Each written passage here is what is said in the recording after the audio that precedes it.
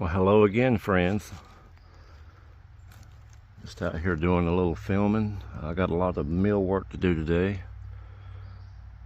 I just wanted to talk about, I'm always trying to throw out little tricks and tips. Water jugs. I find these to be very convenient. These are the 1 gallon juice jugs that my wife and I buy for the kids, and these are real convenient for putting water in for your meal.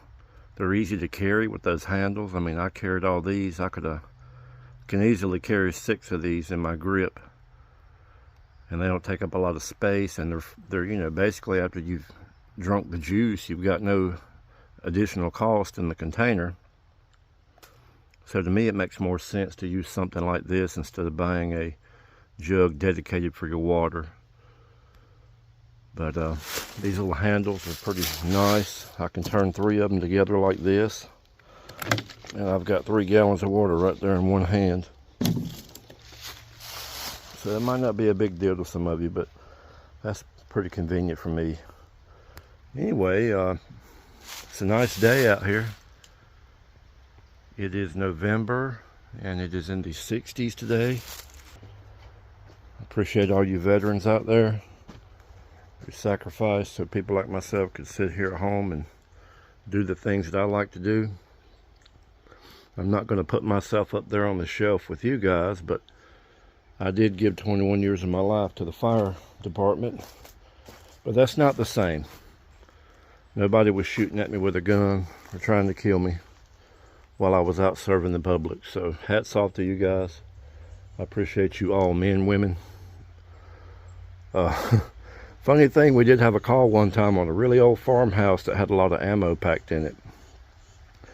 And we got to fighting that fire, and all of a sudden rounds started going off and doo-doo. But, you know, it's not like the movies. They don't have the same deadly effect as if they were in a barrel of a gun, because they're not being directed. The energy from the powder is not expelling the round down a barrel at high speed. So, you know, there's a chance, you know, if rounds are cooking off, you could get injured by some shrapnel, but it is not as deadly as an actual bullet going down a barrel. But we did get the heck out of that house. I mean, it was kind of, boy, rounds started cooking off and we got out. But just a funny little story there. But thank you, men and women who risked your life for my freedom. Anyway, what I'm going to do today is, I've got a friend who has put in an order. He had 2 loads of pine logs brought here, and we halved the load. He's trying to build a shop. He's an aspiring woodworker. He's a good guy. He does really good work. So I went in halves with him on the load, and I'm going to mill the other half for him for his shop. I'm going to be cutting all 2x6s today. And I've got another friend who is, her and her husband's building a cabin. They've got to order in for me. I've got to get started on that as well. This is one of my problems that I run into of not putting out regular YouTube videos, is all these side jobs I get off on. I've got another friend wanting to put a lean-to addition off the back of his building, so I got to order for him to do. But over the next couple of days, I'm going to mill as much as I can for all these people. I would really love just to be milling my lumber for this tool room. But I am, while I'm doing this, I am kind of sourcing some of the offcuts for my walls. There's a little pile right there. Let me zoom in a little bit more. Those are 4-inch. Those are true 2x4s. That's what I'm going to frame the walls in. That's going to work out for how I explained it in the other videos of how my walls are going to work out. So the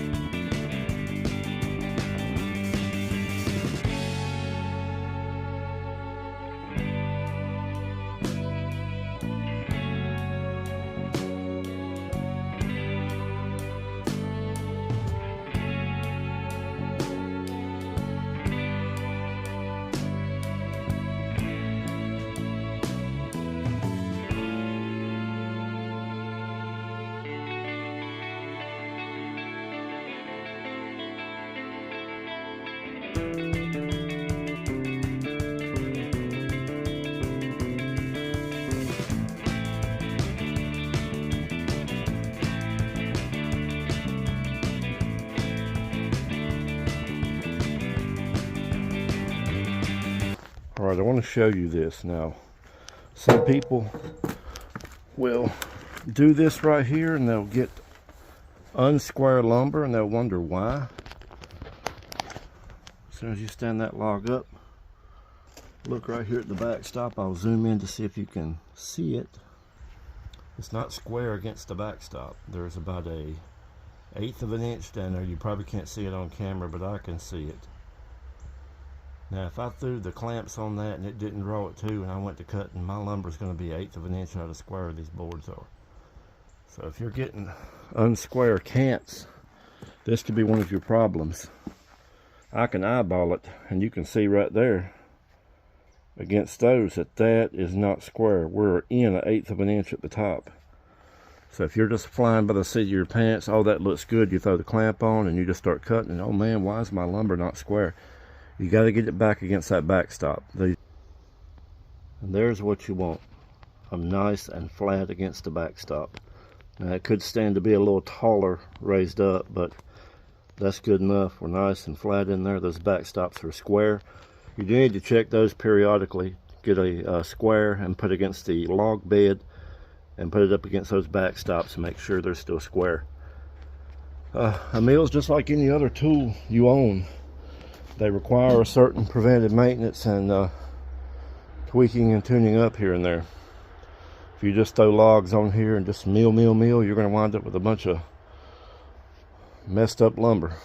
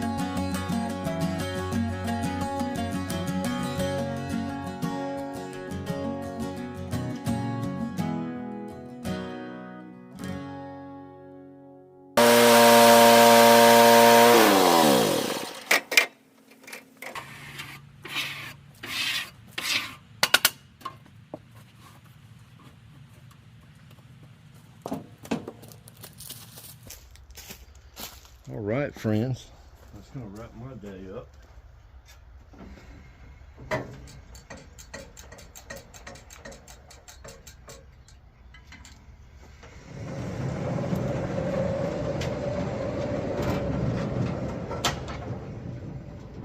Right, I want to bring you in here and talk about the belt I had to change out today. And just a few moments ago, you saw me take a can of something and spray the blade with it. I will show you what that is. I just untensioned the blade. Let's look how clean this blade is right now. Now, a while ago, it was getting really pitchy. It was building up. There was a white, the light film was building up on the blade, and I couldn't understand because I think I came around and adjusted the flow rate again. I got pine sol and water in here when I cut pine, and it was just building up. I'm like, what the heck? Well, I've heard people and seen people on YouTube take, they have a little spray bottle with some diesel in it, and they'll just lightly hit the blade with it. Not enough to really mess with the belts or anything like that, just enough to soak it and get the pitch off. And what I got here, I'm not endorsing this company, I'm not sponsored by them, but the Hill company makes this mink oil lube. It smells awesome. It don't have a really strong odor. And I got used to this at work. You can read right there. This stuff is awesome. Now I keep it down here to periodically squirt on the blade guide bearings. When I clean them, I'll hit them with a little bit just to keep them free. And I said, shoot, let me give this a try. So you saw me, I had the mill turning and it was still in the log, and I just lightly sprayed it for about 5 to 8 seconds, and it cut every bit of the pitch off that blade.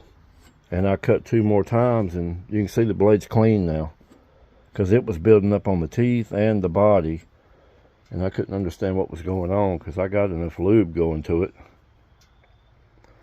So yeah, that's pretty awesome. I might just keep that on hand all the time. I normally don't have any pitch problem once I started using pine sol and water. But talk about the belt here. I think the 130 runs a BX79, I think. Correct me if I'm wrong. But that's what I went to the parts store for this morning. I knew the drive belt was getting about time, and I left it up there at the shop, or I'd show it to you. It had gotten so worn that the blade was resting on the band wheel itself, and that's a no-no. You don't want that. But I was cutting along. I had to order the belt. Of course, they didn't have it. They didn't have the cross-reference belt for it. So I said, well, maybe I'll get through the day. So I came back home and got started milling, and I was going into a log, and I saw the blade slow down while the motor was still at full idle. I said, oh, crap. So I stopped, took it, opened it up, and sure enough, the blade was all the way down onto the band wheel. I said, nope, stopping right now. I took it off and took it up to the parts store just to try to find something close, because you've got a little wiggle room with a drive belt. This thing will, you've got all that travel right there. So I figured, you know, if a belt is either an inch longer or an inch shorter, it might get me through the day until the other belt arrives tomorrow morning. So what I did, I'll take you over here. Don't mind my mess. I got a B78 and a B80. The B78 was too short. I'll take that one back. The B80 went right on there. And what I did was I put it on, tensioned it up, and I ran it at full throttle for about 30 seconds to a minute without the blade on. And then I come back and re-tensioned it again, and it wound up tensioning up right where the factory belt tensioned at. You can see the markings here where it was at. So this B80 went right on there, and I have milled for 2 hours with this belt, and I hadn't had a bit of problem. And it does not have the cogs in the back, the cutouts, which is supposed to make it bend the other way easier and not get hot. That belt's not hot at all. It's warm. It should be. I've been milling 2 hours with it. And I swear this thing is cutting way better than it was with a factory belt on it. Now I might get proven wrong. This belt might not last that long, but I'm gonna tell you the truth. This right here is a Napa belt. They ride loose, as you all know. I hadn't had any trouble with it. I got it from Napa. It was a BX57, I believe, is the factory size over here. This was a B57. It has a little bit of a crown on it. Hadn't had no trouble. Hadn't had to make no adjustment to the tracking with either of these belts now. The tracking is right where it was with the factory belts. And it's cutting straight as an arrow. It's not jammed back against the guide bearings or anything. I can turn those freely by hand under tension. Anyway, this got me through the day, and I'll probably just leave it on there even when I pick the real belt, the factory size belt tomorrow. I'm just going to hang it up and keep it as a spare. This one here is still performing just fine. So if it ain't broke, don't fix it. I'm going to keep riding with it. But yeah, I didn't get nowhere near as much as I wanted to get done today. Having that breakdown, having to run back to the parts store, and yeah, it happens like that sometimes. You get things planned, and let me zoom out. You get things planned and you get a wrench thrown in your cogs. But yeah, not a bad day's work. And I'll show you, this thing is cutting really great. You can look at this offcut here. This is a little veneer I had to take off. That's a 1/4 inch. So that thing is cutting great. Like I mentioned earlier, these are blades I sharpen myself. This blade here in particular is on its 3rd sharpening. And you can see right there, it is almost plainer smooth. So I'm not bragging. I'm kind of happy it's working out for me. How many hours are on it? I just replaced that belt 2 hours ago, so we are at 75.1 hours. So I don't know what the rating is on those belts, but I got about 73 hours out of it before I had to replace it. It really needed to go before that, but I was just kind of pushing it. But anyway, friends, I'm going to get off here for now. I hope you enjoyed this little video. Not a whole lot in it. I probably could have showed you more milling, but I just had all these little problems today, and it just kind of got in the way. But anyway, like, share, subscribe, and I will see you on the next one.